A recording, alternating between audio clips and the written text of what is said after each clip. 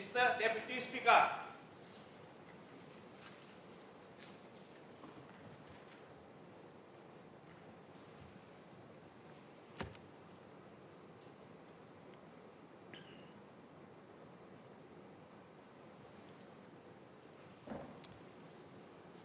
Order.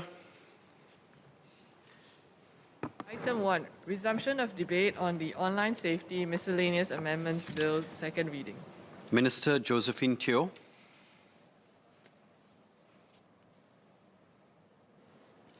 Mr. Deputy Speaker, I thank members for their interest in the bill. All 16 members who spoke have given their support, reflecting the broad consensus on the need and timeliness of the proposals. Members raised many useful points, which I will address. Let me start with clarifications on the types of services that the bill will cover. Ms. Tin Pei Ling, Mr. Louis Ng, and Mr. Saktiandi Supaat asked what other types of services besides social media services may be specified in the Schedule of Online Communications Services, or OCS. Dr. Shahira Abdullah wanted to know how IMDA will decide which service providers to designate. She and Ms. Tin also asked about updating our regulations to keep in step with new technologies. Like many Singaporeans we engaged, members acknowledge the fast pace of change in the online landscape. We are therefore committed to updating our laws and regulations as frequently as necessary to keep them relevant and effective. In terms of the type of services, we will prioritize those that are more widely used in Singapore and where the safety risks have become or are becoming apparent. IMDA will use various data sources on user trends in Singapore to aid these assessments.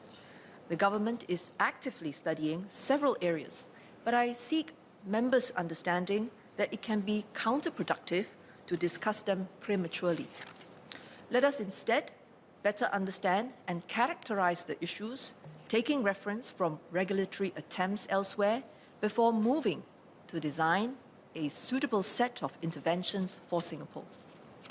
For example, Mr. Melvin Yong, Mr. Alex Yam, Mr. Gerald Giam, and Mr. Mark Che asked about online gaming, whereas the bill only covers social media services currently. We share their concerns about online gaming. We have been thinking about it, and we will share more details when ready. Within each specified OCS, which entities to designate will depend on how much reach or impact they have with Singapore viewers. IMDA will consult services before designating them under the bill to ensure that designated services are clear on the requirements and are given the opportunity to provide input on the proposals laid out by IMDA. Mr. Zulkarnain Rahim, Mr. Saktiandi, and Mr. Leon Pereira asked about the consultation process. Details will be set out on how IMDA will work closely with the designated services. Having built constructive relationships with many of these services over the years, we are confident the processes will be robust. The list of services to be designated eventually will be published by IMDA. Ms. Nadia Samdin, Mr. Yam, and Ms. Tin asked why private communications have been excluded. The short answer is that there are legitimate privacy concerns, which Mr. Gerald Giam also shares. But users are not without recourse. IMDA's draft Code of Practices for Online Safety will require designated social media services to provide easily accessible user reporting mechanisms throughout its service. If individuals encounter harmful messages or unwanted interactions in private messages when using these social media services, they could block the sender or report the sender to the service. While we do not intend to police private communications, we're also aware that there are groups with very large memberships which could be used to propagate egregious content, making them no different from non-private communications. In such instances, IMDA will be empowered to take the same actions against them.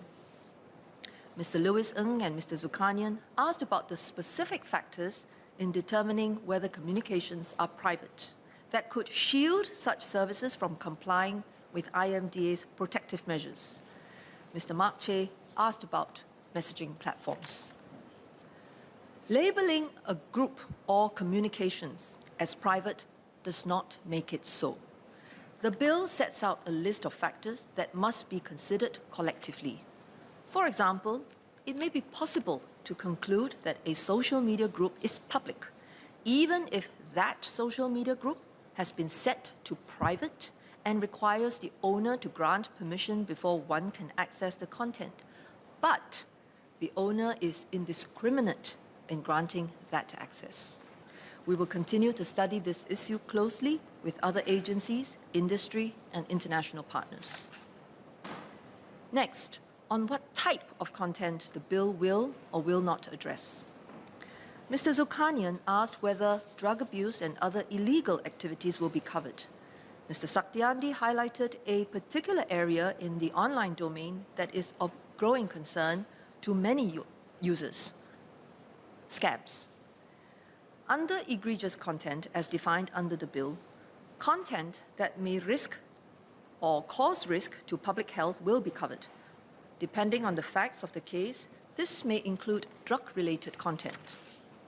IMDA's Code of Practice for Online Safety also requires services to apply content moderation systems to vice and organized crime, including fraud and scam content. Mr. Giam and Mr. Pereira asked whether the bill will cover non-consensual sharing of intimate messages. And Mr. Ng asked why content likely to cause feelings of enmity, hatred, ill will, or hostility is applied only to racial and religious groups and not other demographic segments, such as gender. To a large extent, the kinds of problematic content the members have in mind will already be covered in the bill. Content that advocates or instructs on violence, including sexual violence to individuals, will be covered. IMDA's Draft Code of Practice for Online Safety will require services to assess and act on cyberbullying, including content that is likely to cause harassment, alarm, or distress to the user, which Mr. Pereira and Mr. Daryl David, as well as Mr. Melvin Yong, also emphasized the need for. For cases of harassment, there may also be recourse under laws such as the Protection from Harassment Act. I will say more about this later. To Mr. Ng's question on providing more details of harmful content under the code, IMDA has issued a set of draft guidelines giving examples of the content covered, which will be finalized together with the code. Mr. Pereira spoke at length about the problem of loot boxes in online gaming. Mr. Mark Che also raised this issue. This matter falls under the Gambling Control Act, but since members raised it, I will briefly address it. The government recognizes the potential harm of loot boxes. This is why we made significant updates to the Gambling Control Act earlier this year to ensure that our laws are able to address emerging trends and products, such as in-game loot boxes, which are monitored by the Gambling Regulatory Authority. I invite the members to file parliamentary questions if they wish to discuss this issue in greater detail. Mr. Saktiandi also raised queries on content such as lifestyles that go against traditional norms of society, participation in foreign armed conflicts, animal cruelty, and commercialized nudity. Should we go beyond concerns over safety of individuals and communities to cover other types of content at this juncture? This has the same problem as if our proposals attempted to cover other types of services prematurely. The bill will become unwieldy, our proposals lacking in focus, and the results likely ineffective. Ms. Nadia asked if we had considered streamlining all online-related harms into the online safety bill. Our approach has been to identify and address specific areas of harm in a targeted manner. As to whether the laws will be consolidated later, that remains to be seen. At this time, it is more important that we put in place legislation that effectively addresses and combats the respective harms. For example, at the Committee of Supply debates this year, the Ministry of Home Affairs announced that it was studying potential levers to deal with criminal offences committed online. Work is in progress. These levers are envisioned to complement the provisions under the Online Safety Miscellaneous Amendments Bill. This leads me to questions raised by quite a few MPs on how the types or thresholds of harmful or egregious content are determined and whether a committee or deliberative body could be set up to formulate or review these thresholds. The government had consulted various stakeholders, including parents, community groups, and industry representatives, in arriving at the proposals in the bill. Egregious content can take many forms and exist in grey areas which can be difficult to define clearly. A case in point is Ms. Nadia's example of online forums for users to share their experiences with each other, to deal with depression and anxiety, and to provide mutual support. When assessing whether a piece of content is harmful or egregious, IMDA will take an objective approach considering the context in which it is presented. If such content is educational in nature or helps users to overcome these harms, naturally it will not be considered harmful or egregious. On the other hand, social media trends or challenges may sometimes appear innocuous, such as the milk crate challenge Mr. Darrell David had mentioned. But if they result to harm to users, such as by advocating or providing instructions on self-harm or suicide, they would be considered harmful. If the concern is whether individual social media services have done enough to curb exposure to harmful content, the government will continue to consult widely across society and share the feedback with the companies. In other words, we would want to hold a mirror to them so that they know what our society's expectations are and be able to make adjustments accordingly. When urgent action is needed, such as to remove offensive content that advocates violence towards certain communities or could cause serious injuries to them, IMDA must be able to act fast. In such situations, consultations with stakeholders are better done as part of an after-action review. To Mr. Giam's question, if services are aggrieved by IMDA's regulatory decisions, they can appeal to the minister, and the minister's decision can also be challenged on judicial review. Mr. Giam and Mr. Pereira sought assurances that the bill will not be used to curtail democratic rights or freedom of expression. I stated in my opening address that IMDA does not have unfettered ability to issue new codes. The bill clearly sets out the purposes for which IMDA can issue these codes, which is recorded in Hansard. I would also like to remind members of the overarching purpose of the bill, and that is to provide a safe environment and conditions that protects online users while respecting freedom of speech and expression as enshrined in Article 14 of the Constitution.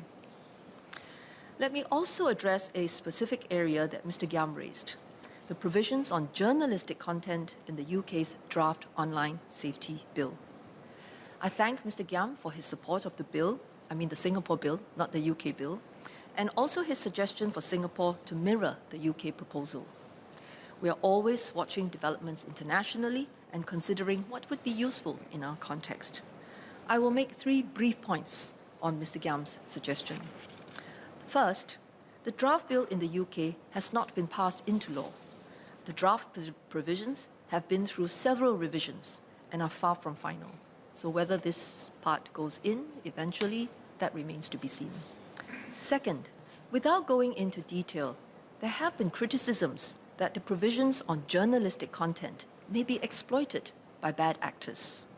It could inadvertently allow anyone under the guise of being a citizen journalist to communicate egregious content and expose users to harm.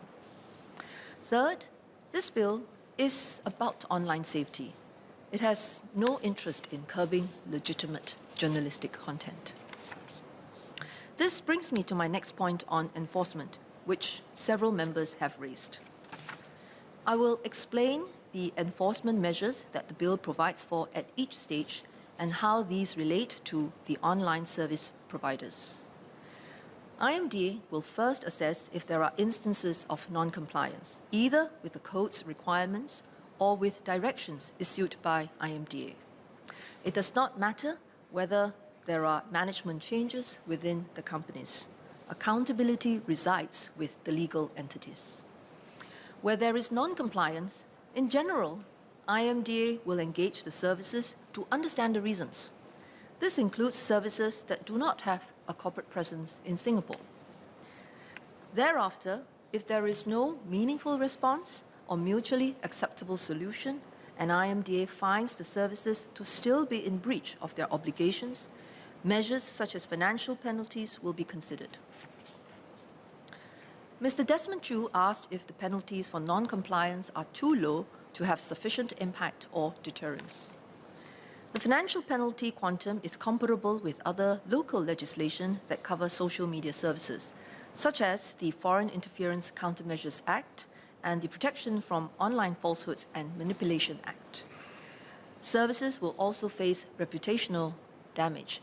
Imagine if a service is consistently found to be in breach and the IMDA over a period of time is regularly issuing them penalties.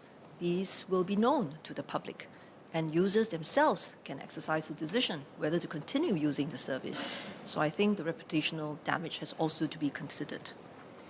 In the event that these still fail to address our serious concerns, IMDA may then issue a blocking direction to internet access service providers to stop Singapore users from accessing these services. But to Mr. Zulkarnain's question, the purpose of Section 45H2B is to ensure that this happens only if the platform had refused to comply with IMDA's decision. This reflects our proportionate approach towards regulating content. To Dr. Shahira's question regarding the details of a blocking direction, such as duration, this will depend on the individual case. Suffice to say that it is a measure IMDA will not take lightly, but IMDA's resolve in protecting Singaporeans' interests should not be tested. Let me also address various technical questions from members. Mr. Gan Thiam Poh asked how Singapore users will be determined. The OCS service providers will typically have geolocation data on whether a user accesses the service from Singapore. This is common practice. Mr. Gan and Mr. Melvin Yong also asked how the government would ensure that Singapore users are not exposed to harmful content, given the use of VPNs. Just like fire codes cannot prevent people from playing with fire, neither can we shield people completely if they intentionally seek out harmful content online. Parents have a role to play, as do the individuals themselves, as well as our wider society, to be aware and vigilant. Mr. Zulkarnain asked what we mean by reasonably practicable steps taken by the OCS to comply with IMDA's direction. This requires the balancing of various considerations, such as the technology that is available to implement that direction. So we will have to look into the details. Mr. Zulkarnain also asked about the proposed Section 45J2. This provision ensures that compliance with IMDA's directions does not cause a service provider to incur liability in Singapore, if, for example, the content creator takes issue with it.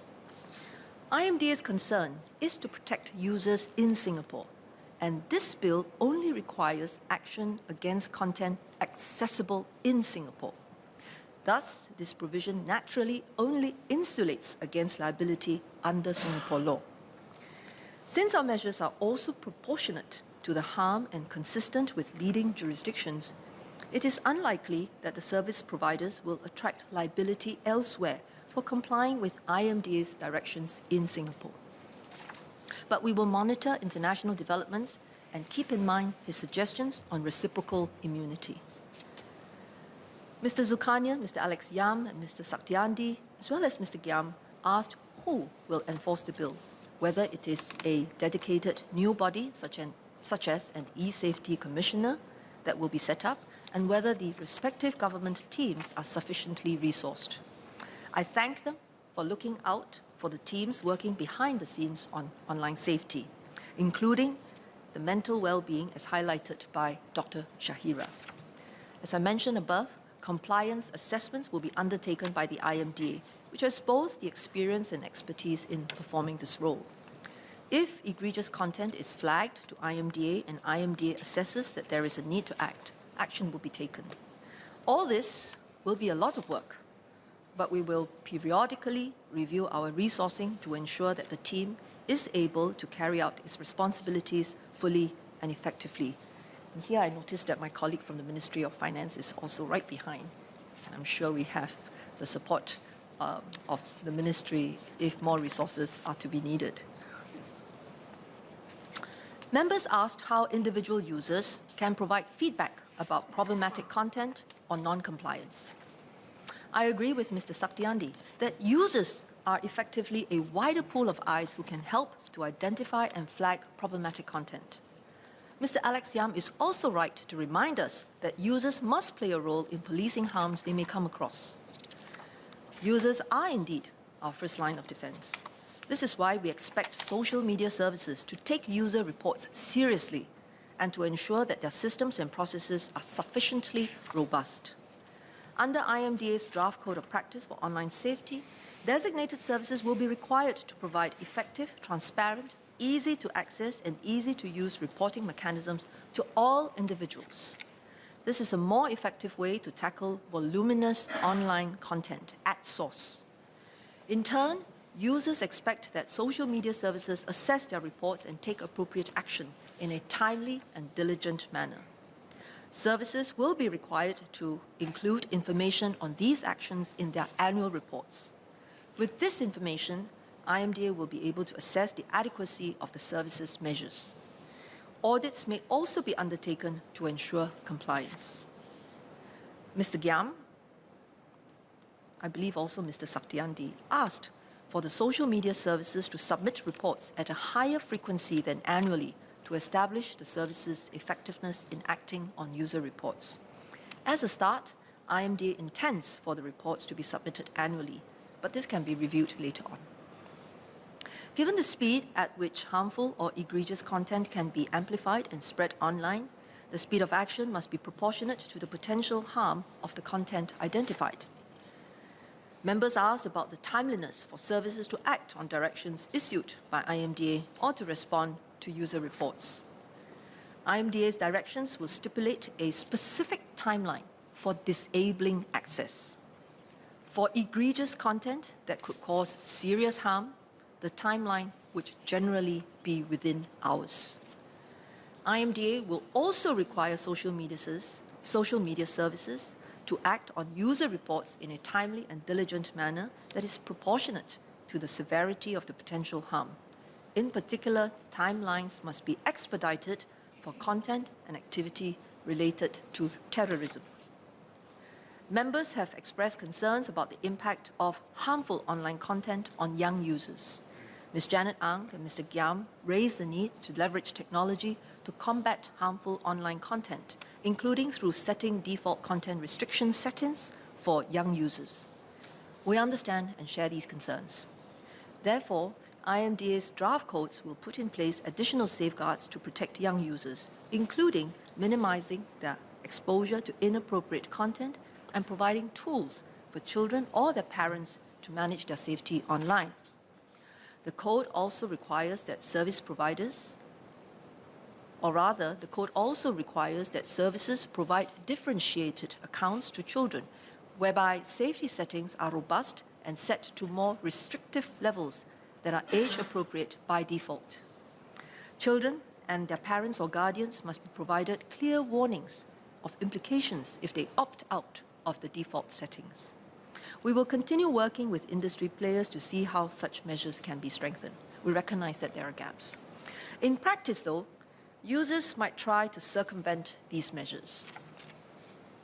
Mr. Desmond Chu, Mr. Melvin Yong, Mr. Giam, as well as some respondents to MCI's public consultation in July, have asked about the possibility of requiring age verification systems. Mr. Saktiandi, Mr. Yam, Mr. Che, Mr. Yong asked about measures to better protect the young, including age-specific provisions or mandating screen time restrictions. Most social media services that have got significant reach or impact already require users to be at least 13 years old to register for an account. Users have to declare their date of birth at the point of registration. This way, services will be able to apply age-appropriate policies to their respective users, including content moderation. In line with this, the PDPC will be clarifying that personal data may be used to implement such age-appropriate policies on social media services. It is permitted, and we will make it clear.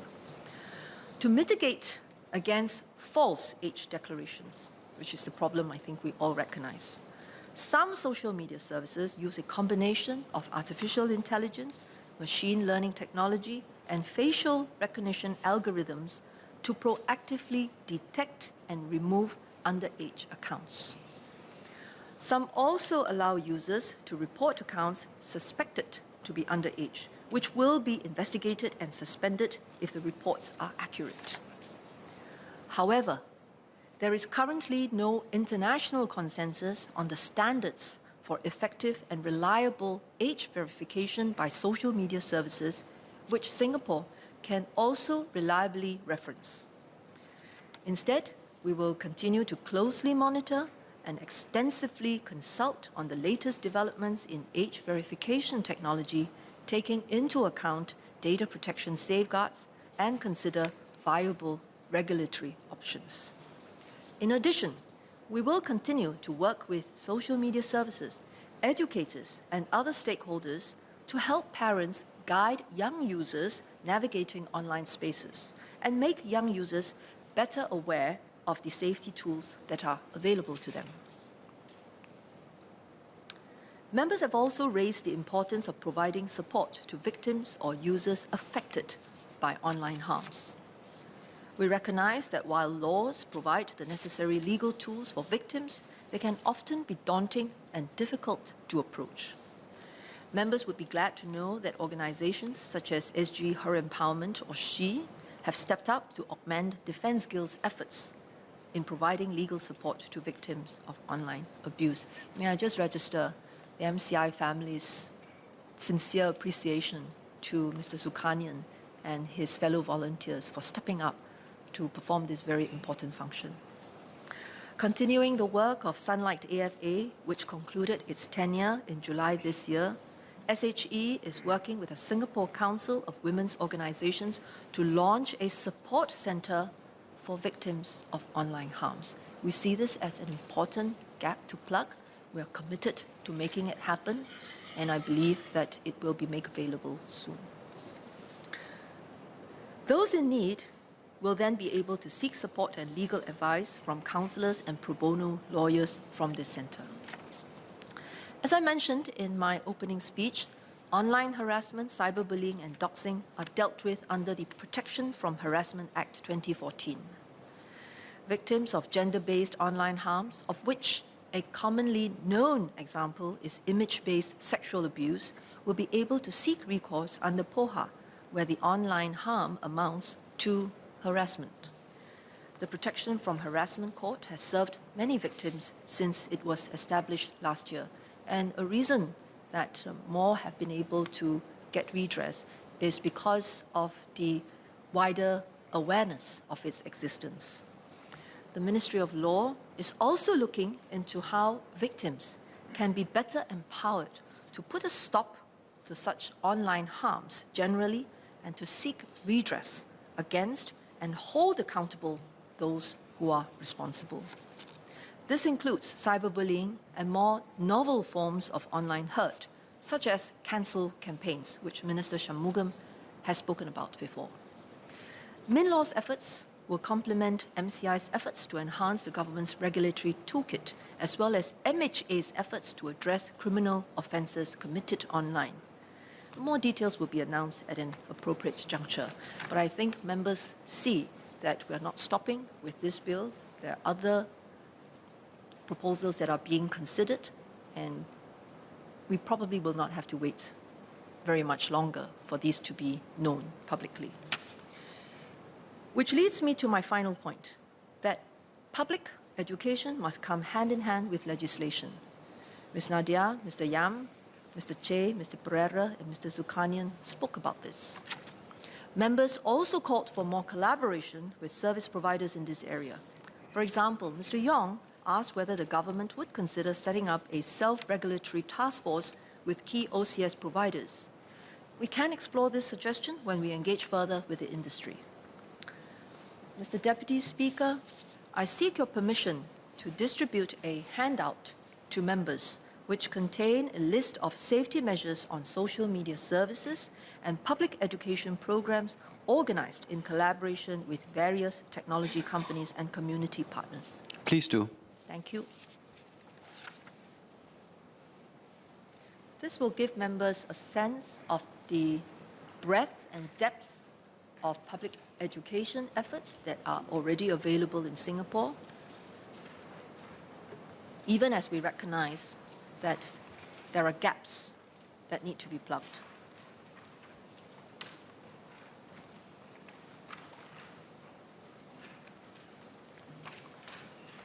To highlight a few examples, Google held its online safety park at the Digital for Life Festival earlier this year and is partnering the Media Literacy Council to bring its Be Internet Awesome program to primary schools to train 50,000 parents and children on online safety measures. The last I met with them, they said that 50,000 target has been met.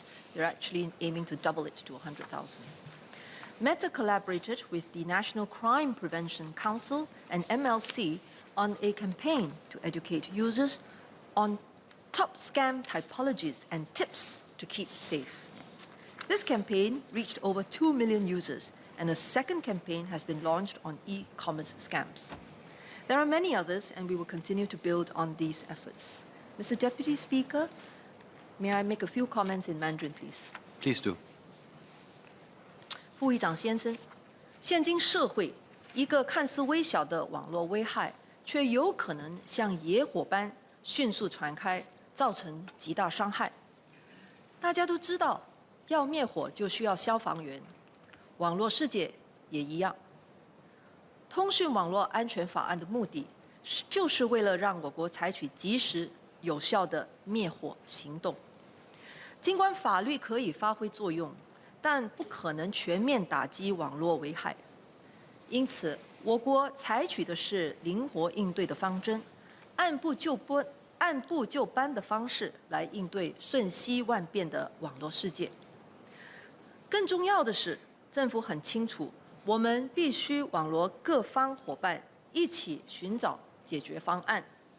其中一个重要的伙伴就是家长，但许多家长是在他们成年后才开始接触社交媒体。网络世界变幻无常，让不少家长措手不及。因此，我们正与各方合作，加强家长的网络安全意识和应对能力。比如，让家长清楚知道社交媒体服务的一些安全选项，以便让他们更好地引导他们的孩子。虽然挑战颇大，只要上下同心、齐心协力，我相信我们还是可以为国人打造一个更安全、璀璨的网络空间。Mr. Deputy Speaker, in conclusion, I have tried to respond to as many of the questions and suggestions that I can. The bill before us today seeks to create a safer online environment for Singapore users. Users will be empowered with the tools to manage their own safety and equipped with the information needed to make informed decisions about how they wish to use online services.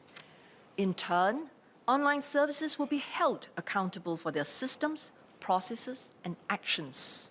And where there is egregious content, such as content that undermines racial and religious harmony, the government will step in to protect users. Ultimately, we must recognize that there is no single measure that will assure us of online safety. We will need laws, codes, education, user reporting, and a whole range of interventions. We will also need to keep updating our measures to deal with new risks. I'm heartened that members are united on this, and I thank the House for its unanimous support. Shared responsibility, parental guidance, and active individual involvement will play a key role in ensuring that even in the face of harmful online content, users, including children, can stay safe online. This bill is a first step. We will continue to work with all of you and our various partners to keep our people safe online. Mr. Deputy Speaker, I beg to move.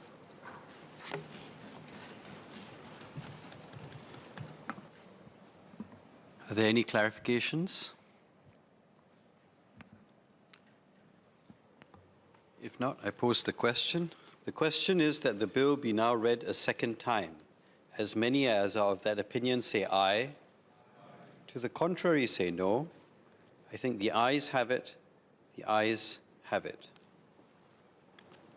Online Safety Miscellaneous Amendments Bill. Committee stage what day? Now, sir, I beg to move that Parliament will immediately resolve itself into a committee on the bill. The question is that Parliament will immediately resolve itself into a committee on the bill. As many as are of that opinion say aye. To the contrary say no. I think the ayes have it. The ayes have it.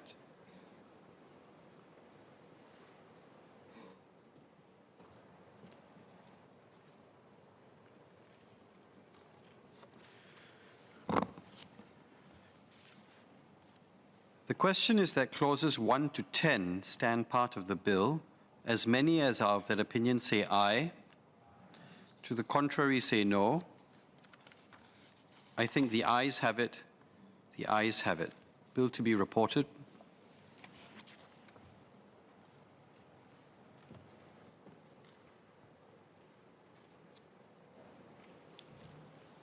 Minister for Communications and Information. Mr. Deputy Speaker, I beg to report that the bill has been considered in committee and agreed to without amendment. Third reading what day? Now, sir, I beg to move that the bill be now read a third time. The question is that the bill be now read a third time. As many as are of that opinion say aye. To the contrary say no. I think the ayes have it. The ayes have it. Online Safety Miscellaneous Amendments Bill.